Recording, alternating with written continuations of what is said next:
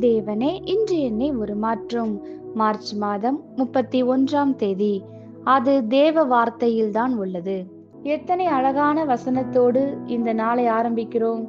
நாம் ஆசீர்வாதங்களை குறித்து பேசும் போதெல்லாம் அது வேதத்திலே தவிர வேறெங்கும் காணப்படாது என்பதை அறிய வேண்டும். தேவனுடைய வார்த்தைக்காக ஸ்தோத்திரம். இரவும் பகலும் அவரது வேதத்தை தியானிக்கிற மனுஷன் செழிப்பான்.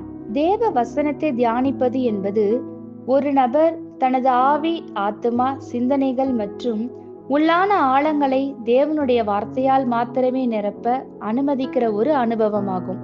மற்றவைகளெல்லாம் வெளித்தள்ளப்படுகின்றன. ஆவியிலே தேவனையும் அவரது வல்லமையையும் உணர்ந்து கொள்வது. தேவ வசனம் நம்மை ஆழமாக சுத்தப்படுத்தி தேவனின் ஆசீர்வாதங்கள் நமக்குள் கடந்து வரும்படியாக ஆயத்தப்படுத்தப்படுகிறது. தொடர்ச்சியாக தேவ வசனத்தின் மேல் நோக்கமாயிருந்து வேத வசனங்களை ஆழ்ந்து யோசிக்கிறவர்களே நீர்க்கால்களின் ஓரமாய் நடப்பட்டவர்கள். நீர்க்கால் அல்ல, நீர்க்கால்கள். ஆறுகளின் கரையில் ஒரு ஆசீர்வாதத்தினாலே அல்ல, சகலவித ஆசீர்வாதங்களினாலே. உலகத்தில் உள்ளவைகள் வற்றி போனாலும் ஒருபோதும் வற்றி போகாத தேவனுடைய நித்திய ஊற்றுகள் அண்டையில் அவன் இருப்பான். ஏற்ற காலத்திலே எல்லா காரியங்களும் அவனுக்கு உண்டாகும். தாமதமே இருக்காது. அவனது வாழ்வில் வீணோ குறைவோ இருப்பதில்லை.